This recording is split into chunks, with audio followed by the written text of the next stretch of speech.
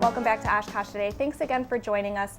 Now we have a very special guest in from the Winnebago County's 4-H program. We have Matt Welter and Ashlyn Numrick here to tell us about 4-H and what you guys are all about. So first off, Ashlyn and Matt, thank you both so much for joining us today. Thanks for having us. So 4-H, everybody's heard of it, and I think there's a lot of preconceived notions that people have sometimes about 4-H, and we're here to tell them it's not just county fairs and state fairs and things like that. It's so much more. So maybe first off, you guys can just give us a little bit of background on what exactly is 4-H. Well, 4-H is a youth development program for positive youth development. Mm-hmm. It allows youth to take on responsibilities and do things with other youth of different ages, K through 1 year after high school. And they meet once a month and they do different kinds of activities. One of the things that's interesting is that they get to learn anything that they want. Mm-hmm. And a lot of people think that it's primarily made up of farm kids raising animals, but they get to do a lot of different kinds of activities. And they usually do that in a family-oriented situation. So they work with their families on these things. A lot of the volunteer members that teach projects are members of their own families. Wow. And so it's really a cool way for kids to grow up and kind of, be in that group, in that community for 4-H. What makes 4-H different than other kind of youth organizations that you'll see around Winnebago County? Well, one of the things that I like to think about it that makes it different, when I first saw it, is it reminded me of the old one-room schoolhouse, in that you have all ages coming to meetings. It isn't just blockaded off into one sort of age group, and it's very accepting of all different kinds of groups.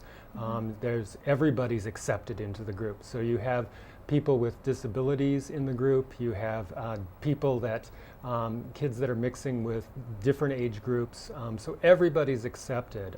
And Ashlyn grew up in the 4-H program, so she can talk a little bit more about what makes it different. Yeah, one thing that I really like about it is that, well, this is my 10th year in 4-H, and I started when I was in first grade. 10 years? Yeah. Oh my gosh.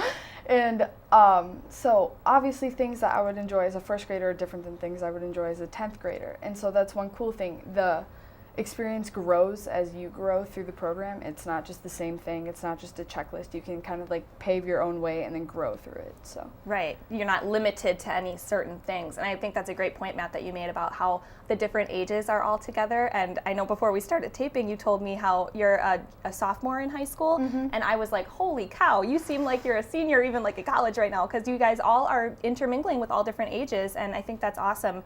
You don't see that very often in youth organizations. They're usually very grouped together by age and things like that. Yeah, and one of the things I've seen just myself, I've been in the field of education for 20 years, and one of the things I've seen from the 4-H program is the attention span. Mm-hmm. The 4-H kids really like to learn, and in a lot of groups I see an attention span from youth about 20 minutes at the outside range. In 4-H, I'm amazed at how long their attention span is. Often they want to know more, they want to learn more, and I've seen groups will spend an hour on something where I've seen a normal group spend 20 minutes on something. And you really want to get at the heart of things. Yeah, definitely. And it seems like you guys are learning so much, and we want to get a little bit of an idea of what kinds of things you guys do. I know obviously there's the animal aspect of it, but there's so much more. So maybe you guys can tell us about some of the things that you guys do that a lot of people don't know about. Mm-hmm. Well, Ashlyn's got a lot of experiences that she can talk about. Yeah, so one of the first things that I guess helped me grow through 4-H was public speaking. So in our clubs we're expected to do a demonstration, and I know that's like one of the top fears is public speaking in front of people. Like that comes before death.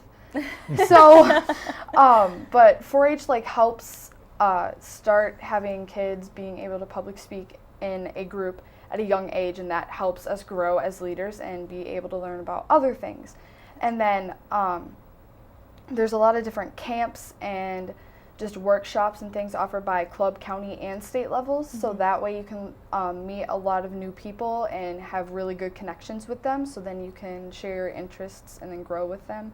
Yes. And I know like in the middle school, my sister said that the things that she was learning in 7th grade through FACE, which is Family and Consumer Ed, are the things that 2nd graders are learning in 4-H. So that shows you like the growth in that and how much further we can take it. Definitely, So. yes. And we got a couple minutes left, and I don't want to cut anything short. So we have some really cool props here, some gadgets, and this is just one example of all the things you guys do. And these are some Lego robot type of things. Maybe you can explain them a little bit for us. Yeah, so this monkey right here is called a We-Do, and pretty much it's actual Lego pieces, and then you connect it up to a computer and you can make it move its arms, and that's really cool. And then this is called a Lego NXT, and you build it like this. Someone actually built this, and then you can add like a head and other sensors onto it, and then you can end up programming it. So this one has a simple program on it, so it can move forward, and then you can also program it to do all kinds of things. I mean, that's like a very simple one to just make it move forward, but you can do other things with it. Yeah, you can program it to actually play soccer against another robot, so you can have an actual soccer game, and you can make a motion censored. Motion sensor, amazing. sound sensor. Yeah. So very cool, and I know we've got our cute little monkey guy here that you plug into a computer, so he's not moving today, but just so many cool things that you guys are doing. And there was another thing that we did want to mention too, is the upcoming event that we have. We have the tax sale coming up with Horse and Pony, and one of the things that the kids do on a regular basis is they do fundraisers, and they also give back to the community. And for example, the tax sale that's coming up on March 7th is a really big fundraiser for Horse and Pony, and the kids participate on that. Something that makes 4-H different is a lot of times it isn't the adults that are doing these things for the kids. The kids are put to the front of the room and are usually the ones that are leading these things. And so if there's something that needs money to be raised for it, it's often the students that are saying, well, let's see how we can do this. Let's come up with the idea for the fundraiser. Recently, I saw some of our 4-Hers raising funds for the warming shelter. And what they did is they raised their own funds for it. They bought gloves and mittens, and then they got peanuts and raisins and put them into the gloves and mittens and donated lots and lots of gloves and mittens for the warming shelter.